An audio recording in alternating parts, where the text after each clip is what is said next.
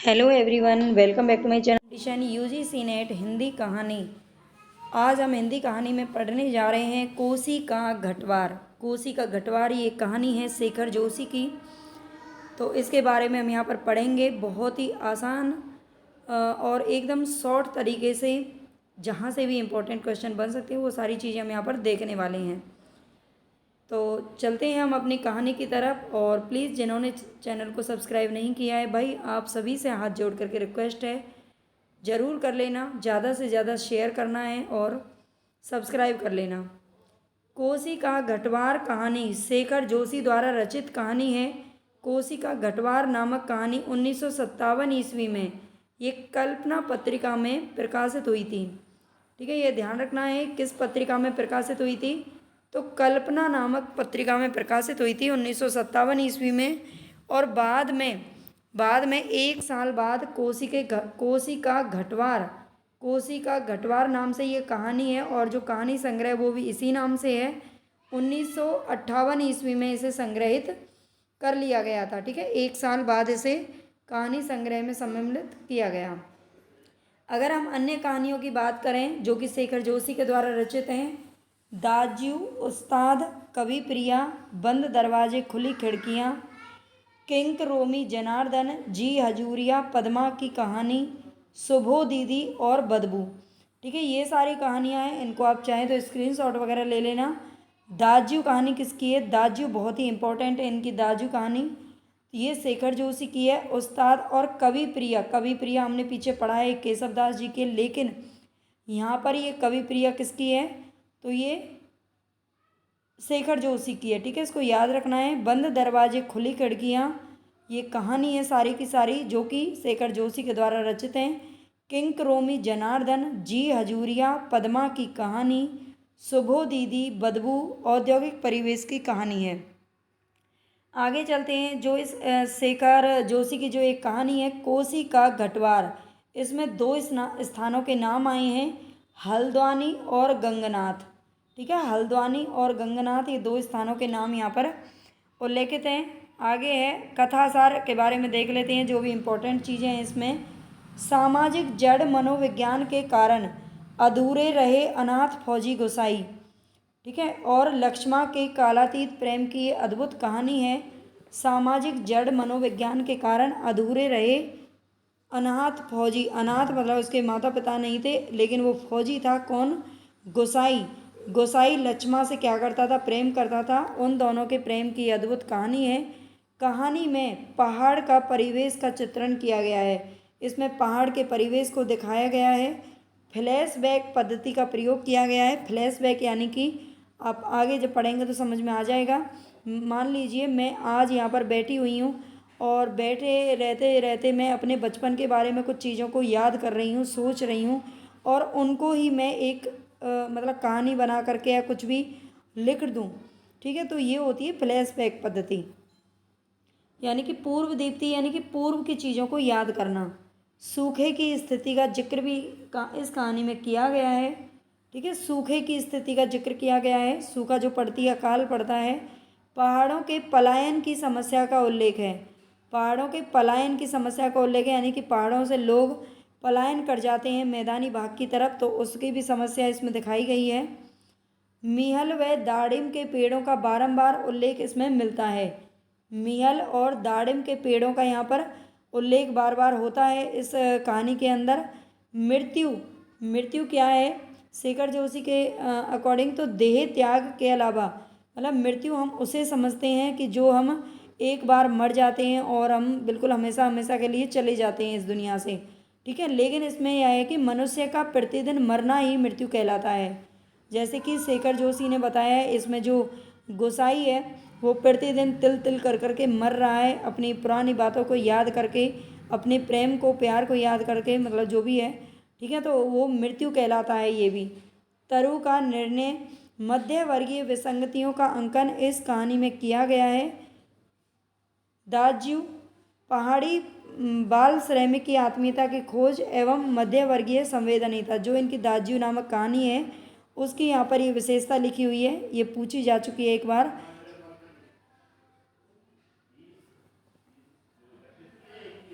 पहाड़ी बाल श्रमिक की आत्मीयता की खोज एवं मध्यवर्गीय संवेदनहीनता। अगर इसमें पात्रों की बात करें तो पात्र कौन कौन से, एक तो गोसाई हैं जो कि पूर्व सैनिक हैं, पहले सैनिक रह चुके हैं। कोसी के किनारे, कोसी नदी के किनारे घाट, घाट गेहूँ को भी बोलते हैं, है ना, घाट गेहूँ या जौ होते हैं, उनको पीसने की व्यवस्था इसने की हुई है। यानी कि एक जैसे चक्की होती है ना, चक्की चलती है, ठीक है, तो चक्की लगा रखी है और चक्की का एक काम करता है, गेहूँ वगैरह पीसता है, ठीक है, कोसी नदी के किनारे पर। हवलदार धर्म सिंह की फौजी पैंट देखकर वैसी ही पैंट पहनने की इच्छा से फौज में भर्ती हो गया था। जो गोसाई है ये भर्ती कैसे हो गया था, तो धर्म सिंह फौजी की पैंट देख करके इसे ऐसी ही पैंट पहनने की इच्छा हुई और फौज में भर्ती हो गया। पहले ऐसा हो जाता था, जिसका भी मन करता था वो फौज में भर्ती कर लिया जाता था। मन क्या है, बल्कि ज़बरदस्ती पकड़ पकड़ करके फौज में उनको भर्ती किया जाता था लोगों को, है ना। और लेकिन आजकल क्या है कि ज़बरदस्ती की तो बात ही छोड़ दीजिए, कई कई सालों तक तैयारी करने वाले बच्चे भी अब फौज में नहीं जा पा रहे हैं। किशन सिंह सिपाही से लक्ष्मा का विवाह राम सिंह से होने का पता चला था। किशन सिंह सिपाही से उसे मतलब पता चला था, किशन सिंह सिपाही से लक्ष्मा का विवाह राम सिंह से होने का पता चला था, ठीक है। किशन सिंह सिपाही ने उसे बताया था कि लक्ष्मा का विवाह हो चुका है, वो भी राम सिंह के साथ।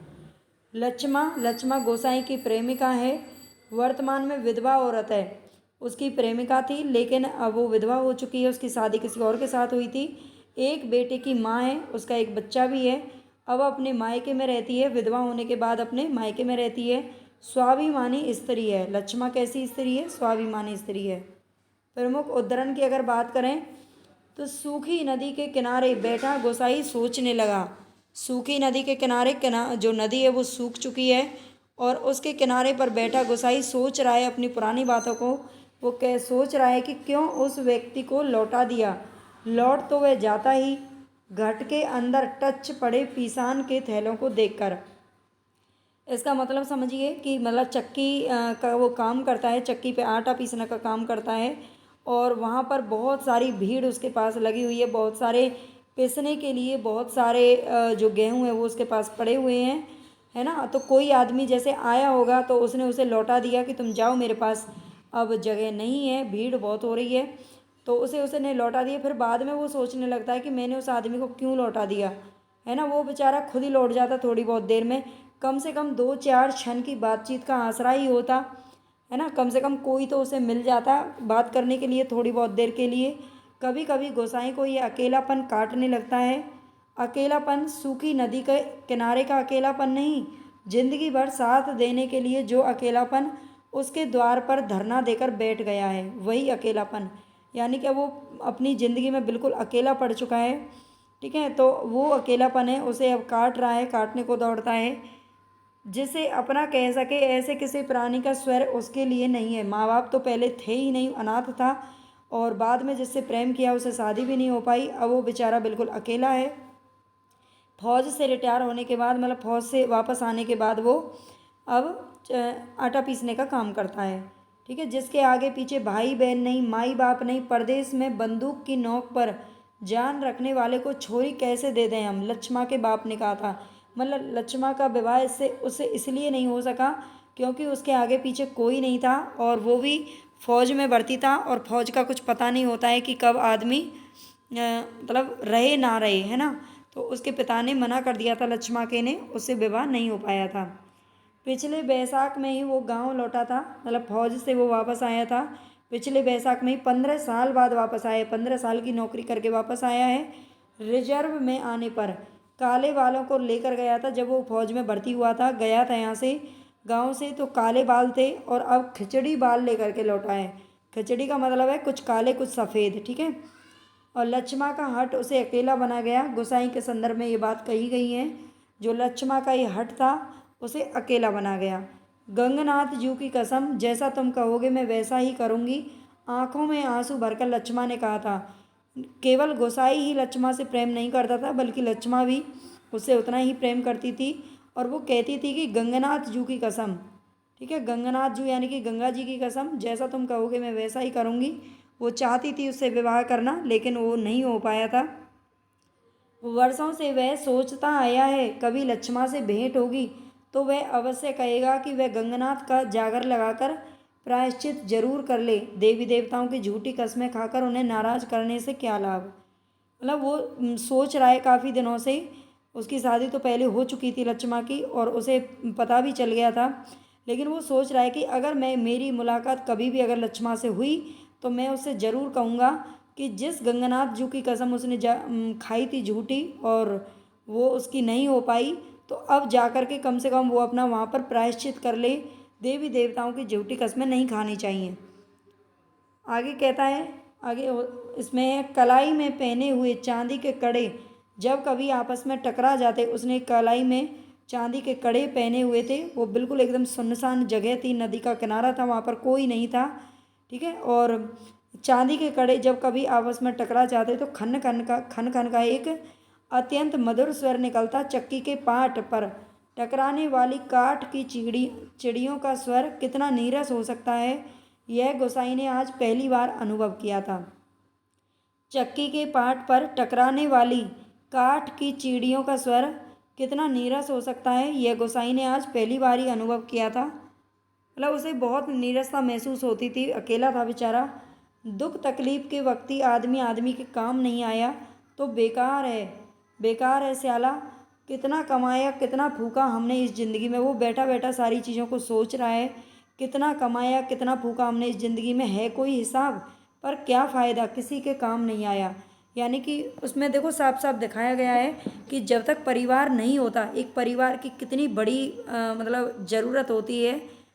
परिवार के बिना एक अकेला आदमी कुछ भी नहीं है। वो कमाए ना कमाए, वो कितना कमा रहा है कितना उड़ा रहा है, इन सब चीज़ों से कोई मतलब नहीं होता जब तक उसके पीछे परिवार नहीं है, बीवी बच्चे नहीं है, माँ बाप नहीं है, बहन भाई नहीं है, कोई भी अगर नहीं है तो उसकी जो ज़िंदगी है वो बिल्कुल नीरस हो जाती है।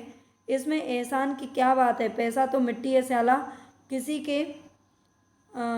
के काम नहीं आया तो मिट्टी, एकदम मिट्टी है। गोसाई लक्ष्मा से बोलता है, ठीक है। गोसाई किससे बोलता है, लक्ष्मा से बोलता है। उसकी लक्ष्मा से भेंट होती है और वो उसे ये सारी बातें बताता है कि दुख तकलीफ के वक्त ही आदमी के काम नहीं आया तो बेकार है ना। और बताता है कि कितना कमाया कितना फूका और अब किसी के काम ही नहीं आया वो पैसा, तो किस काम का है फिर। गंगनाथ दाहिने रहें तो भले बुरे दिन निभ ही जाते हैं जी, पेट का क्या है, घट के खप्पर की तरह जितना डालो कम हो जाए। अपने पराए प्रेम से हंस बोल दें तो वह बहुत है दिन काटने के लिए। ये लक्ष्मा गोसाई से कहती है। लक्ष्मा एक विधवा औरत है और अपने मायके में रहती है। वो जब गोसाई से उसकी भेंट होती है तो वो ये सारी बातें बोलती है कि गंगनाथ दाहिने रहें तो भले ही बुरे दिन निभ ही जाते हैं। मतलब गंगनाथ जैसे कि भगवान जी अगर साथ हो हमारे तो भले बुरे दिन सब कट जाते हैं जी। पेट का क्या है, घट के खप्पर की तरह जितना डालो उतना कम हो जाए। अपने पराए प्रेम से हंस बोल दें तो वही बहुत दिन हो जाते हैं कटने के लिए। घर के अंदर काठ की चिड़ियाँ अभी भी किट किट आवाज़ कर रही थी। चक्की का पाट खिस्सर खिस्सर चल रहा था और मथानी की पानी काटने की आवाज़ आ रही थी और कहीं कोई स्वर नहीं, सब सुनसान निस्तब्ध। ठीक है, तो ये सारी चीज़ें हैं। अब आपको समझ में आ गया होगा पूरी कहानी। आई होप आपके लिए यूज़फुल रहे, आपको समझ में आ जाए। और प्लीज़ चैनल को सब्सक्राइब ज़रूर कर लेना, लाइक कर देना और शेयर ज़रूर कर देना। हाथ जोड़ करके आप सभी से रिक्वेस्ट है, ज़्यादा से ज़्यादा प्लीज़ शेयर करें